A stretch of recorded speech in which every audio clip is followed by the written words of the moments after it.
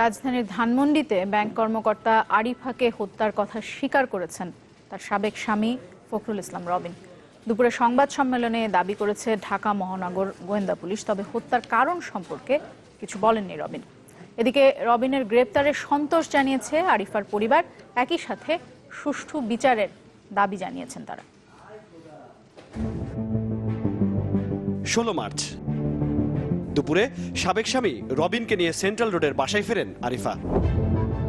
3 থেকে 3.5 মিনিট পরেই বাসা থেকে দৌড়ে পালিয়ে যান রবিন। পরে পুলিশ এসে উদ্ধার করে আরিফার মরদেহ। এর 7 দিন পর বৃহস্পতিবার রাতে টাঙ্গাইলের ধনবাড়ি এলাকা থেকে রবিনকে গ্রেপ্তার করে পুলিশ। এরপর আনা হয় ঢাকায়। ঢাকা মহানগর গোয়েন্দা পুলিশের দাবি, আরিফাকে হত্যার কথা স্বীকার করেছেন রবিন, তবে হত্যার কারণ সম্পর্কে তিনি কিছুই বলেননি। সে যে হত্যা করেছে এটা নিশ্চিত, এবং সে যে হত্যা করেছে সেটা স্বীকারও করেছে। এখন সেটা সে পরিকল্পনা করা করেছে নাকি অন দি স্পট সিদ্ধান্ত নিয়ে করেছে, এটা স্টিল ইয়েট টু ভেরিফাইড।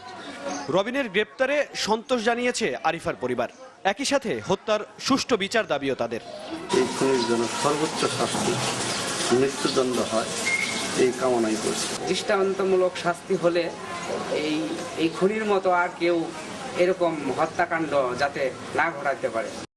পরিবারের অভিযোগ, বিবাহ বিচ্ছেদের পর থেকেই রবিনের বিরুদ্ধে উত্ত্যক্তের অভিযোগ করতেন আরিফা।